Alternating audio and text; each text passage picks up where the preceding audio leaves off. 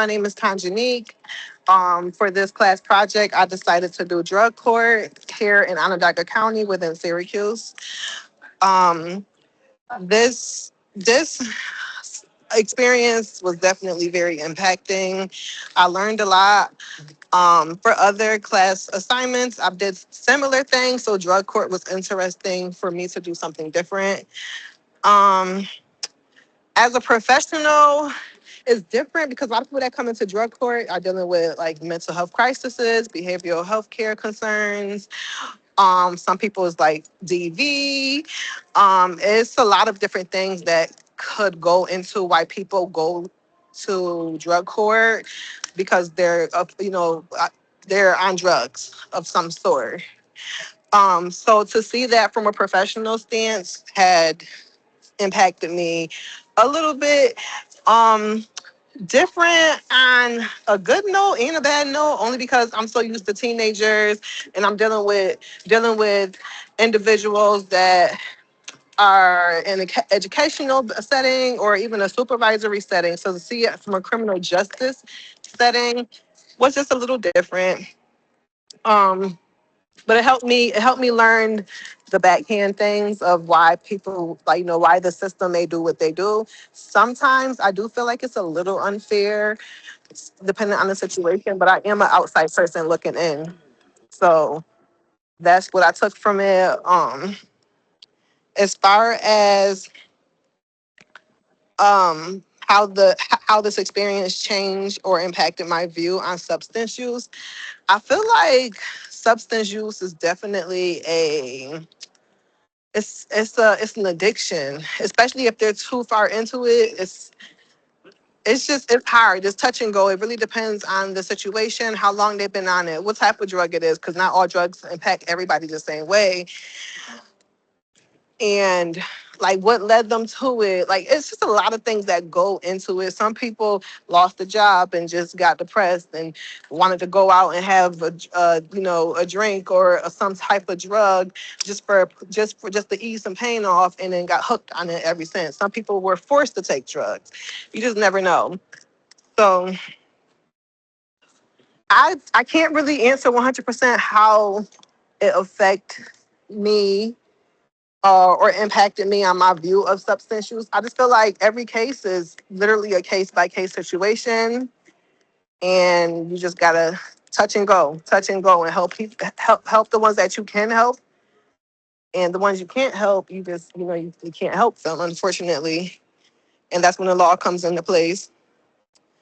Um, my key takeaways from this experience is I took a lot of things from it. I took that one, never do drugs. Um, two, you treat everybody like they're human. Like I treat everybody face value first, but you also treat the drug like just because they're a person and they make mistakes. You also got to look at the background of everything. Like, okay, yeah, they're a person, but in this situation, they could have hurt somebody or they could have hurt themselves. So just looking at it as a whole, like as a whole, and not just piece by piece. I took that away. Um, we also have to take our system into play. Sometimes our system, like I said, is too harsh on certain individuals that just are having a hard time. Sometimes individuals are screaming. I mean, they're screaming for help, but unfortunately, they're doing drugs while they're screaming for help. So they just don't know how to ask for help and guide themselves in the right way. So I took that away too. Like, how can we help people before they want to turn to drugs? Um, yeah, those was my main key takeaways. Um, I think that sums up all the questions for me. If somebody else wants to start, I did not reach the whole 10 minutes. I think I did like 7 or 9. No, you answered every question. You're good. So I guess like one of the things like I want to like ask just because we're, supposed to utilize pieces of this like to kind of for reflection, like what are your thoughts on individuals who are like mandated to treatment through drug court, do you feel like it's effective for them? Do you feel like they're kind of being forced to do something like that they may not be ready to do? What are your thoughts and like your take on that? It depends. Again, it's case by case. Some people are. I do feel like sometimes it's forced and it's not needed. Like they had a lady there that, for HIPAA purposes, I'm not going to say her name, but she was there and she was just grieving. She lost a child, so she overdosed on medication and she got hooked on it. She simply needed like grief counseling or somebody to help her get through the loss of her child. And instead of them getting her the correct help, they put her in drug treatment court because she got arrested because she was being belligerent. Which, yeah, she broke the law. I get it, but instead of making her go through this harsh treatment program, get her the help that she needed that made her go do the drug versus somebody else who is just doing drugs for leisure and got hooked. Yeah. I think it's a hard thing. Like I've worked in the field for probably close to 10 years, so I kind of see like both sides of the Yes. coin with that. Like I've had individuals come into treatment who were mandated and were like, I'm doing the bare minimum just to like get through and not go back to jail. I'm not going to do anything. Like I'm not really going to make any significant change. Like this is just to get by, just for my legal. And like surprisingly, I've found a lot of times like those clients who come in the most resistant because they weren't ready to change, Yes. but were being mandated to treatment actually end up doing really well, and end up kind of understanding the dynamics of treatment and sort of like, I guess, surrender, I guess you could say, to treatment and their sobriety. So it's actually a really cool process to see. Like I've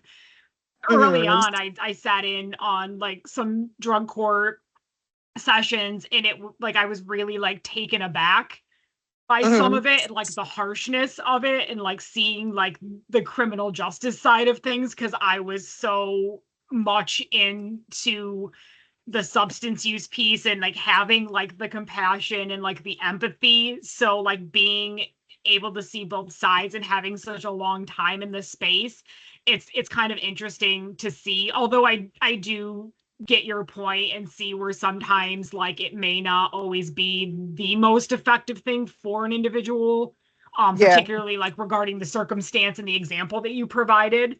So I Mhm. think, like you said, it is kind of like a case by case, person by person situation. Yeah.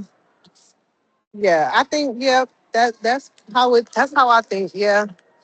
And I think like I don't know treatment, how else to explain that because some people really need it, so they need to be forced to do it, yeah, and then some people, like you said, they are resistant and they don't want to do it, and then they end up actually liking it because it helped them out. And then some people, it's just not that. This is not that situation for them. They need something else. yeah, and like I said, that's the thing. I think one of the biggest things and takeaways with substance use treatment is just learning to roll with resistance. That's Yes. probably like the biggest thing I've taken away in my time working with individuals struggling with substance use disorder, is just learning to roll with that resistance, because that's something you're going to be hit with pretty frequently. Yes. Yes. Yep. I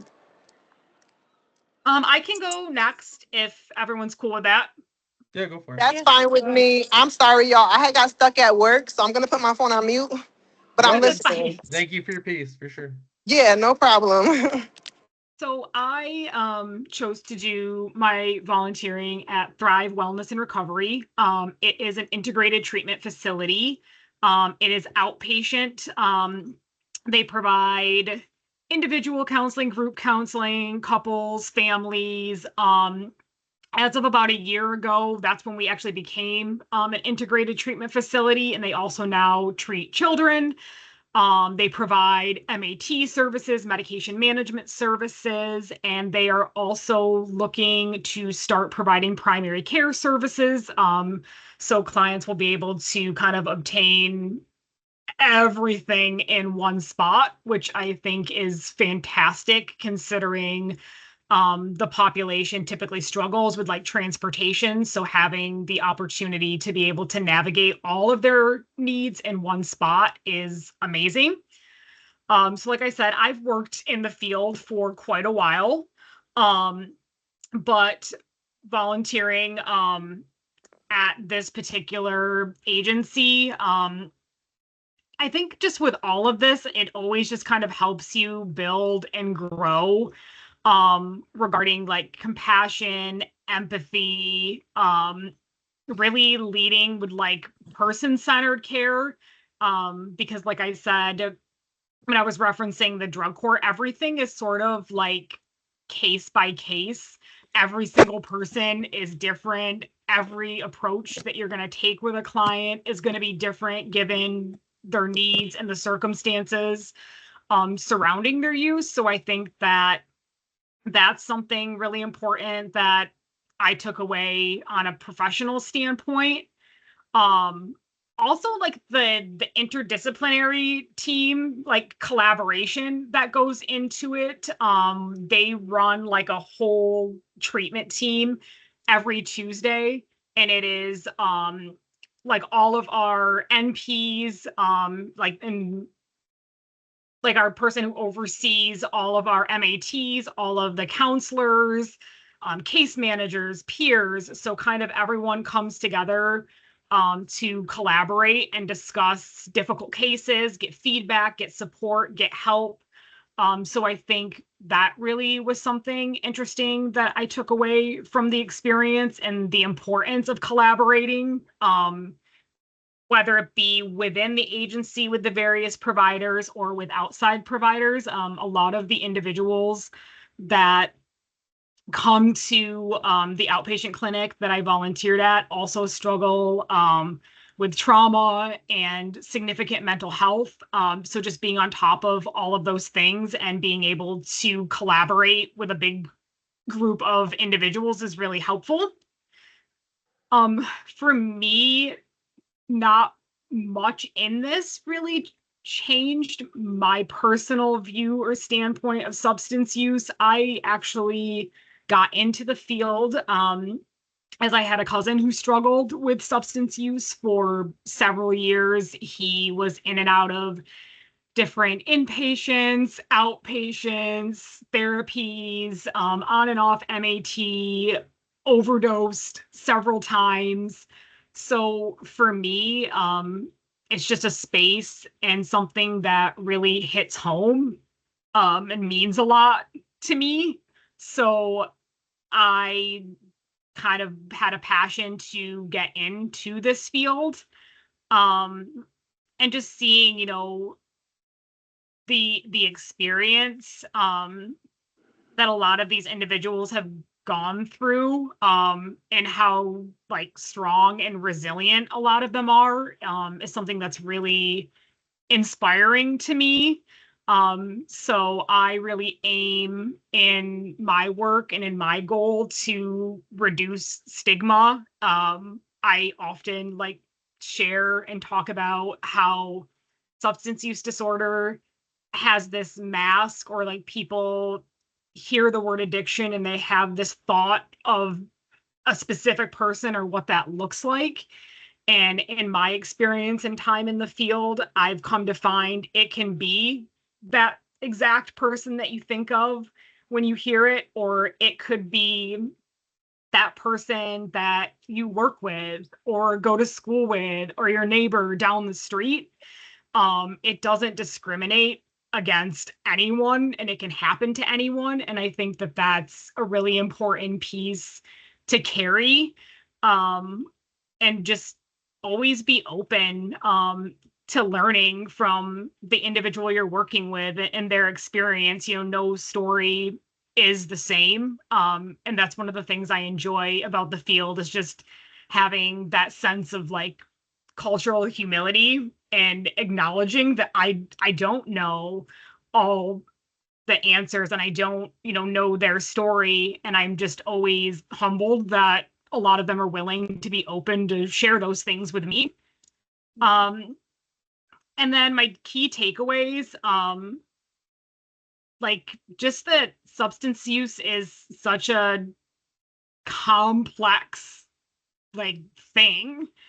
And I just, like I said, really genuinely value getting to work with this population, and getting to continue to learn and grow from my peers that I work with and all the clients that kind of come across, my space. And I've shifted careers, and now I work with children and families who are in crisis, and having the experience and that side of substance use too, and seeing how deeply that can impact children in the family unit. So it's just another space and another reason that I really want to advocate for great like programs that can help, families as a whole.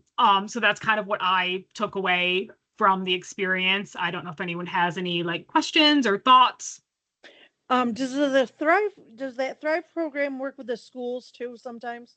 So now that they are an integrated like treatment facility and we do both, there are social workers that are in almost every school. Okay. I think within like Jefferson County. So yes, I know that there's quite I a think few. in Oneida County there is too, because I think they were trying to help my son. That's why I was wondering, because I thought I have heard of it before, because There's also we're working with programs like the for social RISE workers. program. That's another one. If your Yep. school's too small and they don't have enough cases, generally they'll pull from a clinic. Like Oh, not okay. every school does, but there are small schools that do have social workers, which I hope they keep doing for sure. Yeah, because I know that when I'm going to do my internship, I'm doing the Connected Community Schools. Mhm. That's where I'm going to do mine, and I know they work in and out, and they are up here too. That's what Yeah, they're kind of helped on me. call, right? Like Yep. wherever they're needed. Yep. Well, Yeah. we actually have them in Adirondack, and there's the one I'm going to do in out of Rome School. They they'll have they have 9 schools that I'll be going back and forth around to. Geez. So, Plus, there you go. in the office, there's other stuff there Right. that they have like meetings and different things there. So that's why I was wondering, because I know my son has been involved in a lot of that through the school. Mhm. Yeah, it's been really cool. Like I said, since they merged with another agency in the area, Transitional Living Services. So like merge agency. So they do, like I said, the integrated stuff. There's 2 men's halfway houses, a women's halfway house, a youth residential program. They have apartment programs. So there's a lot of moving parts, and there's a lot of great work being done. That's awesome, because like here, there isn't a whole lot in Boonville. No, That's why and I'm everything doing a we lot have of to go to is like assignments on Utica. this in these areas that are so underrepresented. Mhm. So it's huge for us for sure. But I mean, I can go next if that's okay with everybody. Yes, that's okay. Yeah, that's fine. So I went to drug court, and I've been to court before for speeding tickets. I got an unlawful possession of marijuana way back when, but like I was expecting this to be a lot similar to that, where the judge kind of brings you forward, you say yes sir, yes ma'am, and then you leave. Mhm. Pretty much everybody in this drug court has been together for at least as long as they've been in treatment. So there's about 10 people with it. Everyone stayed. So they went up to the judge. The judge would ask their goals and all this stuff. And the first person actually went to school with me, and she had passed like a drug court, whatever she had to do. She did all of her things, her probationary, her what's it called? Her Jesus, can't remember what it's called now. Where she volunteers and does things for her court. And she passed all those things. And instead of like the judge passing down her certificate, the judge walked all the way around, gave it to her in person, gave her a hug, which I thought was huge. Mhm. She didn't have to give it to the plaintiff because they've been working with together for a while. And I thought that was huge. And that was a lot of the same, where people would come up and she'd be like, what were your goals? I remember them from last time. How do you think you're doing? And if somebody said they were doing such and such, well, she remembered every single goal that these guys were going through without even looking at her computer, which I thought was awesome too. She's like, well, last time you said you're going to do this, and it doesn't seem like you're doing that. So it was very personable. She's up there. It was a big court. So she's up there with her gavel. And I thought it was huge that she was so personable. She knew them by name. She knew their goals by heart, all that stuff. She was very fair with everybody. She's like, you did your drug testing, you did your probationary stuff, you're doing great, I'll see you next week. So it was very nice for that. And then there was people that didn't do so well, and she was very direct with them. She said, you didn't do this, you didn't do that, you're going to jail today. And that's just what it was. Like, she was extremely fair with that on both sides, but she didn't mince words, which I don't know. That was something huge to me. She remembered their goals and was encouraging, but she also said, yeah, we're going to jail today because you're not doing what you should be doing, which it is what it is. As far as the substance abuse, like my experience and change of impact, like we talked about earlier, it was a woman with a DWI who fell off and she got into drugs. Does she need drugs? Who knows? But she turned to drugs because of her impact, and of course she needs to be in drug court because of that. It's a drug charge. That is what it is. I think that when you have experience in your life like that and you turn to drugs, yes, it is important you have to go to drug court, because if there's not that intervention and those steps in place, you're going to keep going to drugs. Like, it is what it is. Like, there's different. The judge was very fair, but everyone was pretty much the same. You're going to be urine tested. You're going to make sure that you're getting your courses, your AA, NA courses done. You need to show up, because that if you don't do those things, you're probably going back to jail. And that was as fair as it was. If you make those and do those things, they gave accommodations, like there was telehealth court through this too. If you couldn't make it, they give you all the resources you need to make it to there. So if you don't do it, then you go to jail. Or I won't say go to jail, but in my experience of this one, you go to jail pretty much. You have to meet those needs. So I just like the accommodations that they had as well, like where people could not make it. If you get a DWI, you can't drive. And maybe you're too far out. It is what it is. But she made fair accommodations and everything. And I guess my takeaways from all of this is I don't know as much as I thought I did. And like we've been talking about, everyone's situation is so much different than the other. It could be somebody who's on coke. He's the boy who was on coke, could not get off of it. He went back to jail. Some mothers just turn to painkillers or whatever they turn to due to stress. Some people, it was all different and all different drugs. Who knows how they're hooked? Who knows what their lifestyle's like?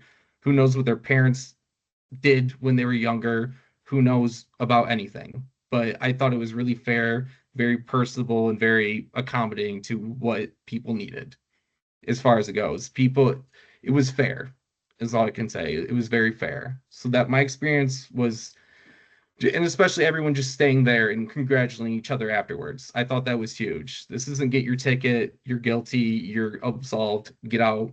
Everyone stayed. And I thought that was huge. So that was very enlightening. I really liked what I saw there. I think one of the greatest things about drug court is that they like push the idea of like accountability. Mm-hmm. And I think that that's such an important piece in treatment and in recovery is that accountability. And when I was running one of the halfway houses through Thrive, like that was something like I always really pushed, I'm like, just always be open and honest with me and have that accountability, and I'm always going to be able to help you. Mm-hmm. But if you are dishonest and, aren't forthcoming with what's going on, then I'm not going to be able to help you. And drug addicts are commonly untrustworthy. They want to beat themselves up. They don't want to hurt other people. Yeah. But they're very commonly untrustworthy because they want to get their fix. Yeah. Early on, they want to get their fix. They don't want to be truthful, because being truthful is only going to get them further away. Yeah. So it's pretty crazy, like how the difference is. It's not everyone just sniffs a lime one day and we're all here. It's not even close. Yeah. There's so much going on.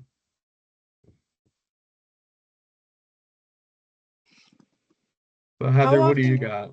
Oh, I went to the um Camden Life Center, which they have one in Boonville, but they're only open one day.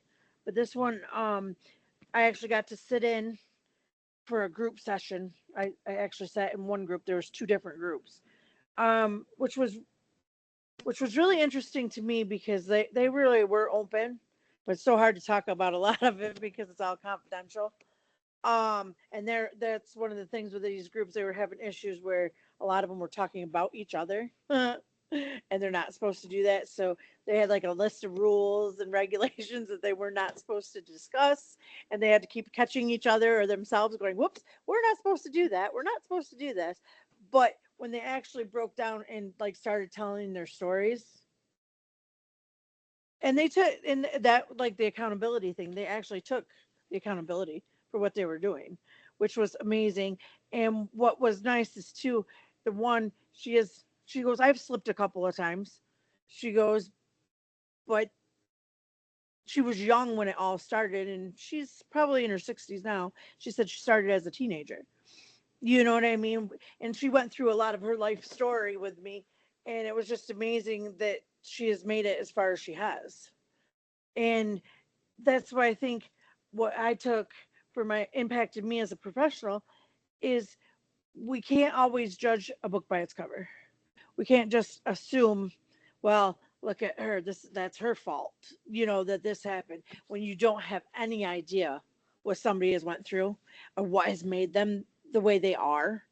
And you can't hold it against them either that they've had a slip up or did a relapse, because you don't know what happened, because they could have had another trauma of some sort and they knew that's how they responded to it, so they go back to it because they knew it helped them feel better.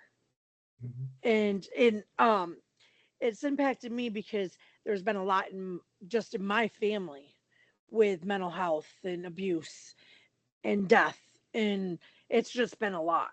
So what I'm taking away from this is you've really got to listen to somebody. Don't jump to conclusions. Don't give them a hard time over the way they react to things, because you just don't know. With my family, and that's like what they're doing in a couple weeks, and I'm going to go down is a grieving class. And it said it doesn't mean that somebody died. It could just be you're grieving that you were an alcoholic or you were a drug addict or what your past life was. It doesn't have to be a person. But there really isn't any of that around here either. So if somebody did lose a person, how do you deal with that? And that's why I'm going to this class with these ladies, because of like how mental health, suicide, drugs, alcohol have affected me and my family. I lost my husband in 2020 to a suicide. Um, he was an alcoholic. He was also a drug addict. He had quit about 9 years before he died. But with the COVID and all that, I think didn't help either. Being on lockdown and you couldn't go anywhere, couldn't talk to anybody, couldn't do Mhm. anything. So that's why I'm bringing this into like having more of an open mind and being there, because I see how people struggle. And whether it's just even grief, like my children, I just don't want them to turn to alcohol or drugs because that's the only way they know how to. And I think when you have more of a personal experience, you kind of know how to deal with it a little bit more, or you have more of a compassion to it, that life isn't always perfect, life isn't always good. So I think that's what my takeaway from it is you definitely got to listen to somebody before you judge them, because you have no idea what they went through. Right. Mm. Yeah, because addiction, it's really about balance. It's about getting yourself back to center. Mm. It's like nobody wants to drink or do drug. Nobody wants to be that person. People want to be normal and happy, and I hate to say normal, but they want to be happy. They want Mhm. to be, present in society. And when they're so far off kilter, you do drugs, and that's just a coping thing. And they Mhm. might have seen that growing up. They might have just experienced that in life. They're like, wow, that made me feel a lot better. It kind of quieted things down, and then they just roll with it. So That's one of the things too, like when it comes to stigma, like when people are like, this is a choice. They're making, this choice. And it just is one of those things that like sends me like because I'm like, you have not sat in front of someone Hmm. who's like sobbing because they want to stop using and they just don't know how, because they don't and have never been able to have the ability to learn a healthy coping skill. And that's all they know to numb out feelings of horrible things that have happened to them. And then they have people on the outside just telling them that it's a choice and that they can just stop when they want to.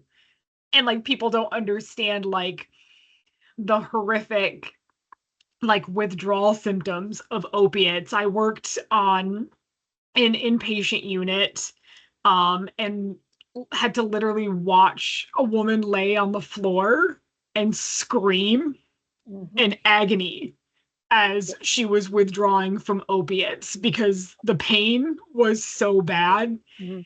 And I'm just like, for people to like think or assume that kid who wants someone to be just, there. yeah, like Nobody that, wants that to someone be wants dying. that. Yeah, I've had one tell me, I thought I was going to die. Yeah. That's how bad Because it is. people like, and they don't care if they die at this point. Like Yeah. a lot of people, they don't care. They're wishing for it. Like I do have a friend that's saying like I don't really care. He has a very bad coke addiction. I'm like, it's gonna be your kidneys that fail first, and then you're not gonna be able to do any of the things you want to do. Mhm. It's not gonna be death first, I don't think.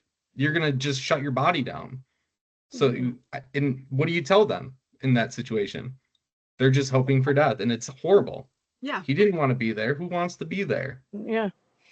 I mean, and the saddest part is a lot of people like with opiate addiction, it starts with a medication that's prescribed Yes. for something else by a Mhm. doctor Yep. that just spirals out of control. Yeah, our PCPs, like, and that's something I've been talking to my mom about with my current doctor. Like, they will prescribe, they're not designed. Get a psychiatrist, get somebody more classified with this. Mhm. Don't rely on your PCP. They are not, you know what I mean? Just in my opinion, they're very great physicians. They're for referrals. Mhm. Referrals to more specialized people. Don't rely on those people. Get a psychiatrist if you need one or anything else. Like, That's the thing, that's what most of them want you to do. They'll just go, here, give this. You take this for one yeah, thing. I'll see you in But 6 then you'll months. have to Yeah. then you'll have to take I'll this see you in to do 6 the months. side effects. And They don't it's ask just about the root cause. They didn't No. ask me about my diet, my health, my sleep, anything like that. They just said, "Oh, you're feeling that way. Let's put a Band-Aid on that." Like, that's not it. Yeah. It can't be. Like, what are we doing? Mhm. You And know, that's what I they went. do more than once. It's like usually it's a That's pill all they do or a because you're going to pill or see a them in pill. 6 months or 3 months. Yep. Let's get that bill paid, right? Yep. And if that pill doesn't work, we'll give you another one. And it's And like, then I'll see you in 3 months again. yeah, and it's like you're not helping. You're just pushing it off. And if you can't fix it, find someone that can. Yeah. Or that are willing to help. Try to figure out, like you said, the root problem, why you're even there. The root, like, if you can get your base down, was it Gaslow's pyramid? Like, your eat, sleep, health, all that Yeah. stuff first, and then you keep going up. Your purpose, go on from. They don't ask that anymore. I've had a few different. They don't ask that at all. Mm-mm. Are you eating enough? Are you doing the right things? That you didn't ask me that. Here's a prescription. It's Yeah. like, what are we doing? And once you know that, being educated, it's like, but people aren't educated around me. I live in a rural. They're like, sure, doc, you're a doctor. Yep. And you get here's your pills. We'll see if it works out. It's not going to. It's going to make things a lot worse. Yeah, I you're mean, I not feel like it doing just the keeps underlying people kind problem. of in that cyclical pattern, and then it's so hard to like get yourself out of that cycle. But Yep. nobody can afford therapy. We like, especially in the rural community, we don't have these. We have our doctor. That's Mhm. it. Insurance doesn't cover therapy most of the time. Doesn't cover any of this. We don't have groups to go to. Like, it's crazy. Yeah, I mean, and telehealth is an option, but like it's difficult. And then again, you're thinking people in like lower socioeconomic areas are not necessarily going to have the means to even do telehealth. Then there's the even know lack how to of log in. transportation. So like it's Yeah, like my people around here, like I'm a care coordinator. I work with like this area. They don't know how to log into a computer. They don't Yep. know any of Yeah. this stuff. I'm over Yep. here helping her type a T9 word text message. She doesn't even know how to do this stuff. Right. It's just a fact. And how do you even get around that? Are we gonna bring a tutor over to show her how to do this stuff? No, I don't have Nope. time in my day to sit there every day for her. Mhm. But what are you supposed to do? You know, it's tough. And she doesn't have an access to even going to AA. There's Yeah. what can you do? Yeah, I mean, and like I said, they do all these things online, but like some people, like you said, are not tech savvy. They don't have the means to it. Some people like doing the things online aren't as beneficial as being in person and really like having those supports in person. It's such a big difference. So I mean, I think it's trying to figure out ways to advocate to get more treatment based options in these rural communities to help these people out. Mhm. But we're so reliant, it's not possible it's just not possible. We just don't have it. We have Medicaid and then they get overrun and then Yeah. Medicaid wasn't stops accepting people and then people don't have anything Yep. or they get less quality of care. Like we just around where I am personally, it's just not possible to get these services. It's just not. Yeah, it's really difficult. Not to give up, but it's true. Mm. To be practical about it, there's not. It's all up in Rochester, and we have Medicaid transport for these medical appointments, but people aren't willing to go. I mean, we got to hold people accountable. If they have the access, go for it. But I don't know. But it's It's so really tough in hard. the rurals. Mm. There's not enough options. There's no. I don't know if there will ever be more options. I don't know how, like, Yeah. economically, how we even get to that point. I don't Medicaid's think. been such a godsend, but Yeah, but people get it's not. overrun. Yeah, it's not gonna, because like I said, a lot of these people can't even, they, like you said, can't even access a computer. Some of them No, don't have vehicles. They don't know how to do any of this. And when you go to some place that will help you, they're usually, like you said, slammed with people. So it's not really, if they can't take the the time quality to of help care you. goes away. Yeah. And then they're like, okay, sorry, we can't help you, or we can only do this and figure it out. And That's you exactly it. can't. Yeah, because there's so many people that can't figure it out because they don't know Yeah, how to do it. I agree 100%. Like, so what do we, what do you Yep. do? What are you I guess supposed you to do? only do the best you can with what you Right, got, but it right. never seems like it's ever enough. You know what I mean? Because I you wonder see all how those what it would people. look like if it was enough. I don't know. It's so Right. convoluted now. Yeah. Yep. Guess that's why we're here. Yep. We're We're trying gonna, our best yeah, The too. we'll fill the future bricks in the social wall. workers will figure it out. I mean, these are important conversations for sure. Yeah. Yes. Like this is what it is. And you can only help who you can. And that's sad. But I mean, Heather, you said you're going to go to like a grieving class, Yes. and you're going to go in person. Yep. So you Yep. at least have access to that. I've never heard of that around where I am. So Yeah. Yeah. And I guess this is kind of like the first time they're gonna do it. They have never offered, but all these the ladies that are there for like the drug and alcohol, and there's like one gentleman that goes there, but he wasn't there when I was there. Um, they've been asking for this, so they're gonna try their best with it. They're not exactly sure what they're supposed to do for this class. but if people are talking, all coming with the same type of things, that's good enough for now, right? They'll Yep. figure it out. Yeah, and like what's nice about this one is like we had breakfast together on that Monday that I went, and then this is a Wednesday, so they all bring something and they do like a shared lunch. And, So and they you all said sit. you're grieving like not the death, but the death of what was type I'm thing. gonna. It's a little bit of mine is like my husband and what life was and how my kids' life was before, and they are all doing. And a lot of them were talking about it the other day, and some of them are just grieving their past life before Right, the time they everything. lost, Yep. like Yep. kind of, Yep. what they could have been and what they are now and how Yep. they can move forward. That's Yep. cool. That's very So I think important. that's going to be really interesting because there's not really anything around here. Because most of the ones when my husband died, they were a grief ones, but I'd have to do it online with a whole bunch of people that I didn't know. And I don't really know these So you ones. like but the I community a part of it, like, because they Yeah. know you. Yeah. That's awesome. Yeah. It's good not to say the same type of trauma over and over again. They're aware. Yeah. That's awesome. So I think that's going to be a neat thing because I wasn't going to, and then they're like, "Are you going to come?" I'm like, "Yeah, I think I will."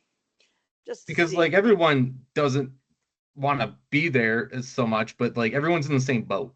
Yep. You know, like everyone's going through something, so it's not everyone's available for those things, but as long as you go Yep. and show your support and get supported, that's great. Yes. I think that's going to be nice. Yeah, for sure. But right on. All right, is that it, guys? I think so. Yeah. All right, I'm going to stop recording and then I can get this situated and uploaded. Okay. Jessica, do you need any help with this?